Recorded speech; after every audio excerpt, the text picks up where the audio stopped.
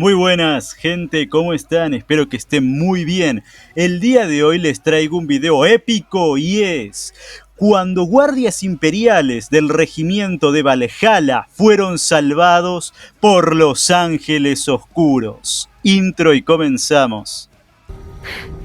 Humans die easily to the killing blow.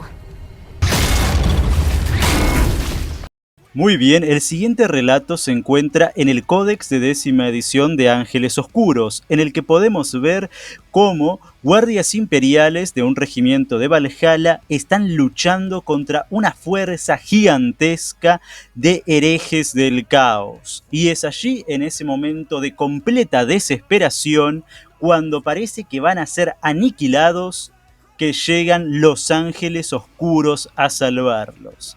Voy a leerles el relato. El capitán valhaliano Jan Sudbokar se encontraba con su escuadrón de mando en lo alto de una muralla prefabricada de ferrocemento. La muralla se extendía a lo largo del alto paso Ciclofae, de una ladera rocosa a la otra. A ambos lados de Sudbokar se encontraba la línea de fuego apuntando al paso.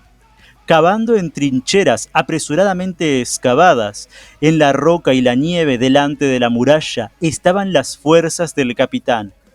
El 118 Regimiento de Artillería Valhaliana, algunos del 442 Azote Corovianos y turbas harapientas de la milicia de defensa local. Era todo lo que se había salvado durante la retirada de Aizmola. Sudbokar había hecho lo que pudo para unirlos en un ejército coherente. Tan alto sobre el nivel del mar, la temperatura era brutalmente fría y los respiradores eran un elemento estándar, al menos en la medida en que el suministro de ellos se extendía. La hipoxia y la plaga del frío eran peligros constantes y ambos habían roído las filas de Sudbokar durante los últimos días. Sin embargo, ninguno de ellos le preocupaba ahora. La atención del capitán se centró en cambio en el paso de montaña. Allí abajo, una horda hereje se acercaba. Sudbokar sintió odio y miedo en sus entrañas mientras veía al enemigo acercarse. La pureza iluminada por el sol de las nieves y las bóvedas azules profundas en el cielo, tan cerca, solo sirvieron para exagerar la incongruente maldad de los traidores. «Macnoculares», ladró, tendiéndole una mano enguantada a su ayudante Letink. Tomando el conjunto de voluminosos macnoculares que le ofrecían, el capitán estudió al enemigo que se acercaba en detalle. «Culto de las verdades susurradas», gruñó, reconociendo en túnicas, estandartes y cascos de tanques el sigilo ahora tan vilipendiado desde las ruinas de Aizmola hasta el alcance de Kubhol. «Veo a la infantería ligera de Gosprot y a los blindados de Namart entre sus filas». «Alimaña traidora», escupió el oficial de Vox de Sudbokar, Tirem. La respuesta del capitán murió en su garganta mientras enfocó los macnoculares sobre las primeras filas de la horda y vio a los gigantes avanzando allí. «Trono del emperador», susurró Sudbokar, «veo a los astartes herejes, y el rey encapuchado los lidera». Su escuadrón de mando susurró juramentos. El capitán miró fijamente a la bestia con una armadura de poder negra que había dañado tanto a este mundo. Su rostro estaba perdido en las sombras de su profunda capucha, pero no había forma de confundir la espada con púas brillando en su puño o el abanico de espinas de hueso que se alzaba en sus hombreras. Allí estaba el señor de la guerra hereje, que había convertido a sirvientes imperiales, una vez leales, en lunáticos asesinos. Había hundido a millones en una guerra civil y había desatado a los astartes herejes contra aquellos que lo desafiaran. Sudbokar luchó para evitar darse la vuelta y correr.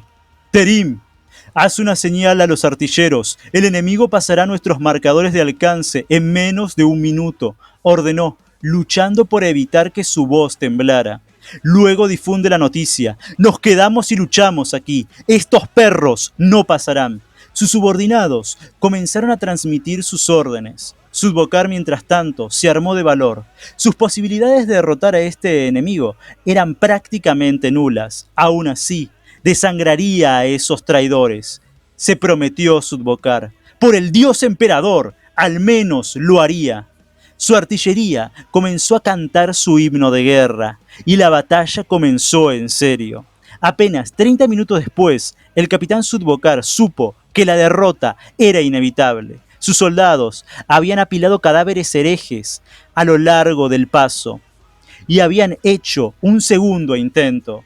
Sudbokar se encontraba en la cima de la muralla. Sin embargo, esa muralla estaba atravesada en 3 lugares. Partes de ella ardían con una llama sobrenatural que no podía apagarse. Los pozos de tiradores se habían convertido en tumbas abiertas. Los cañones de campaña habían sido brutalmente silenciados por el fuego de contrabatería de los tanques herejes. Apenas la mitad de los soldados de Sudbokar aún vivían, mientras que los herejes que bullían ante la muralla parecían incontables. Peor aún, apenas a 50 metros de la línea imperial, el rey encapuchado y su élite de astartes herejes avanzaban sin prisa, disparando a medida que avanzaba. Parecía que el señor de la guerra hereje tenía la intención de escalar la muralla en persona. Cuando lo hiciera, Sudbokar supo que todo habría terminado.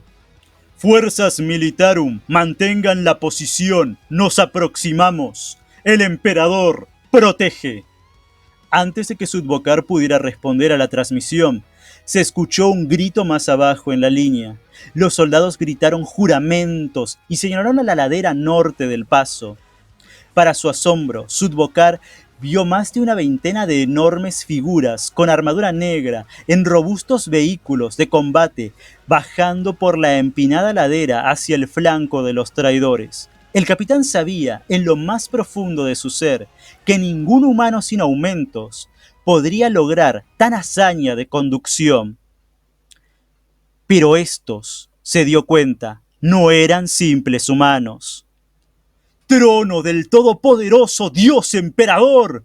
¡Son marines espaciales!, gritó, mientras los motociclistas abrían fuego y el estruendo de las armas rodaba por el paso. Los ángeles del emperador habían llegado. Una mirada al rey encapuchado mostró que él también había visto a los recién llegados. Para sorpresa de Sudbokar, y por su reacción, para sorpresa de los súbditos del rey también, el corpulento guerrero se alejaba de los motociclistas que se acercaban, sacudiendo la cabeza lentamente, como si estuviera negando. Los propulsores aullaron, Sudbokar se tambaleó y su gorro de nieve fue volado de su cabeza por una corriente descendente, mientras un trío de aviones negros volaba bajo y rápido sobre el muro. 2 ametrallaron las líneas herejes. Los traidores aulladores desaparecieron entre geysers de nieve ensangrentada. La tercera nave dejó caer una especie de proyectil voluminoso directamente sobre el rey encapuchado desde lo que, para Sudbokar, parecía una distancia suicidamente cercana. El capitán retrocedió, esperando una explosión. En cambio, un campo de energía ondulante se expandió desde el punto de impacto para engullir al rey y a más de la mitad de su élite de astartes traidores. Sudbokar parpadeó asombrado al ver a los enormes herejes congelados en su lugar, como atrapados por el cese del tiempo mismo. Antes de que Sudbokar pudiera alcanzar la velocidad de los acontecimientos, otra ola de naves de ataque con casco negro llegó rugiendo desde el sur. Eran deslizadores antigravedad, varios escuadrones de ellos barriendo el flanco de la montaña y descendiendo sobre los herejes con cañones encendidos. Explosiones de plasma y tormentas de proyectiles destrozaron multitudes de cultistas y soldados traidores. Los astartes herejes supervivientes respondieron al fuego y enviaron varios speeders en espiral a explotar entre las rocas. Sin embargo, a medida que los motociclistas se adentraban más en la horda desde el norte y los speeders y las naves de ataque se replegaron para realizar nuevos ataques, las bajas de los herejes aumentaron y su avance vaciló. ¡Todos los pelotones! ¡Fuego a discreción! gritó Sudbokar en el auricular Vox que todavía sostenía. ¡Apoyen a los marines espaciales!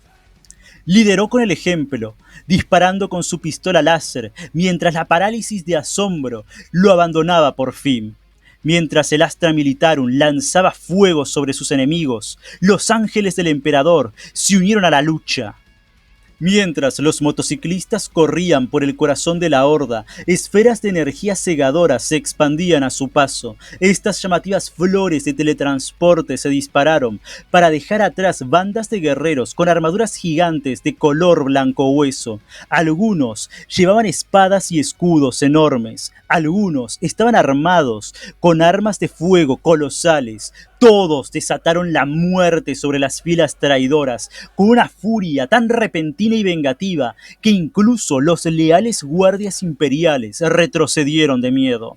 Los misiles estridentes y las líneas de fuego cortantes redujeron los tanques a ruinas en llamas y a los traidores a carne picada y cadáveres ennegrecidos. Mientras Sudbokar observaba, luchando con una sobrecarga sensorial absoluta, los marines espaciales con armadura negra y los que tenían armadura hueso desgarraron el corazón de la horda traidora. Los astartes herejes intentaron una contraofensiva, pero eran muy pocos y se vieron mal posicionados. Hicieron mella en los marines espaciales leales, pero ningún hereje sobrevivió para sacar provecho de sus ganancias.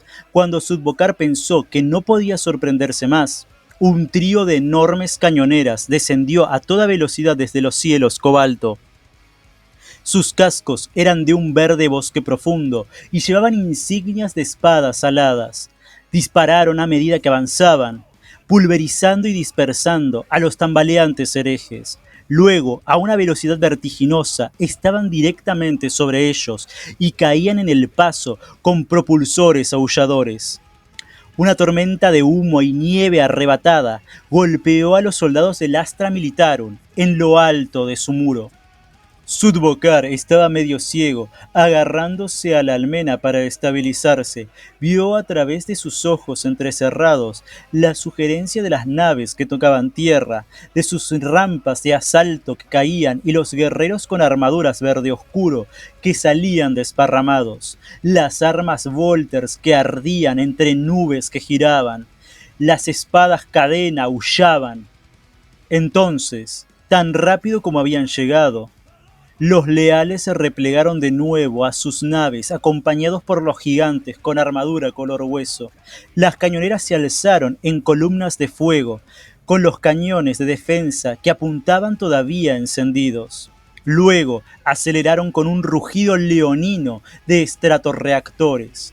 A través de las nieves que se asentaban, Sudbokar vio que los motociclistas y los speeders restantes se alejaban por el paso, sin decir otra palabra por el comunicador. Dejó escapar un suspiro entrecortado y miró su cronómetro. El combate había durado menos de 5 minutos. Los cultistas y los guardias traidores salían tambaleándose de sus escondites o se apiñaban en confusión ante el muro.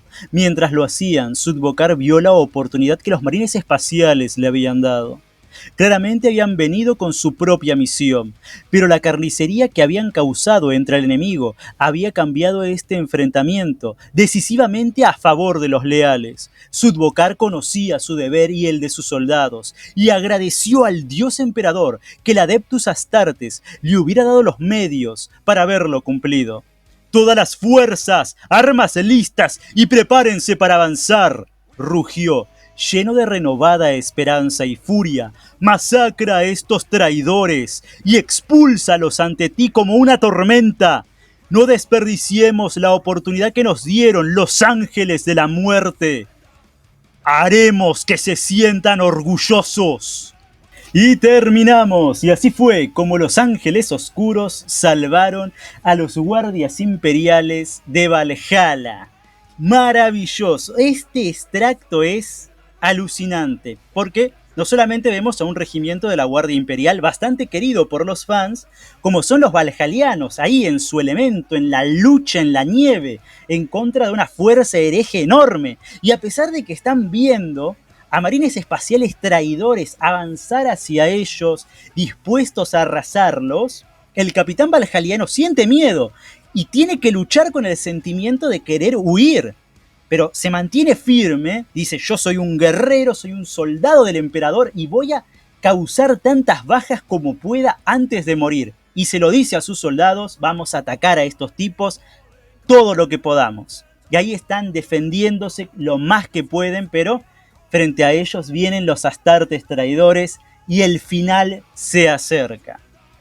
Y en el momento crucial llegan los ángeles del emperador, llegan los ángeles oscuros diciendo, resistan, el emperador protege. Hermoso, hermoso. Y vemos el despliegue que tienen los no perdonados, porque no solamente son los ángeles oscuros, claramente ahí quizás había otro capítulo ayudando, pero la misión básicamente es capturar caídos.